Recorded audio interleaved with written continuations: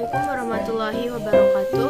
Firstly, let me introduce myself. My name is Diah Thyrta Istiqomah Sadjoko.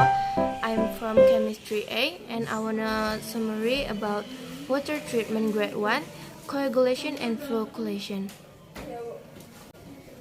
Coagulation is the addition of chemicals to destabilize the electrostatic forces of non-cyclable solids.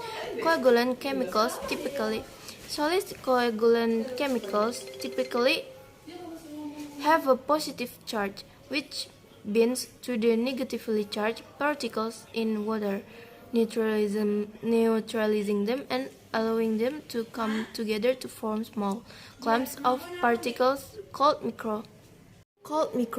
In most cases, the chemical reaction occurs in a fraction of a second, so it's important the coagulant is dispersed quickly and evenly to encourage as many particle collision as possible.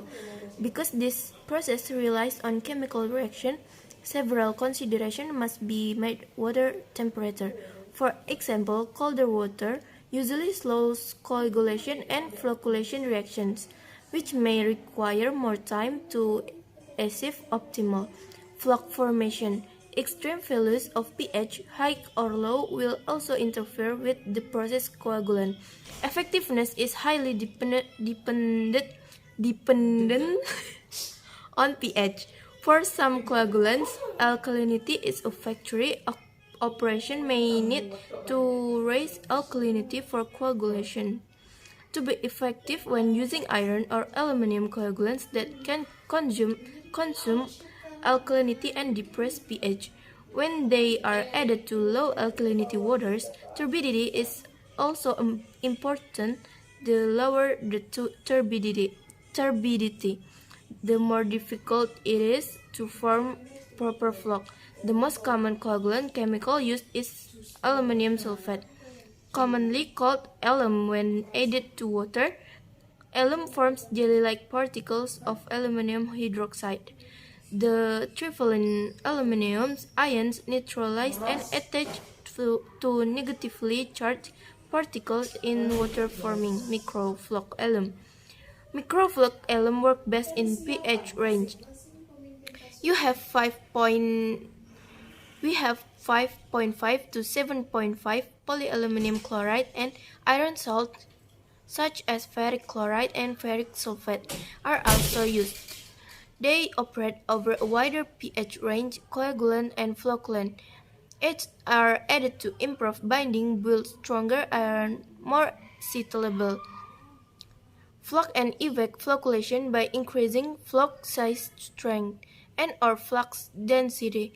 In addition, they help overcome the effect of low geysers, reduce the amount of coagulant needed, and reduce the amount of sludge produced. Commonly used coagulant aids include cationic polymers.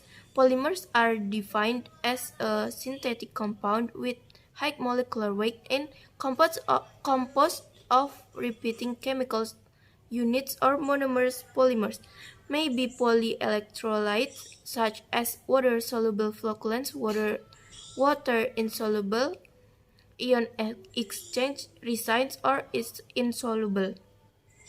Material polymers are long chains of molecules that produce highly charged ion and help fine microfloc together into larger floc particles. They are very popular with operators because they are very effective and can be positive, negative, or neutral. Charge providing a great deal of flexibility in different circumstances.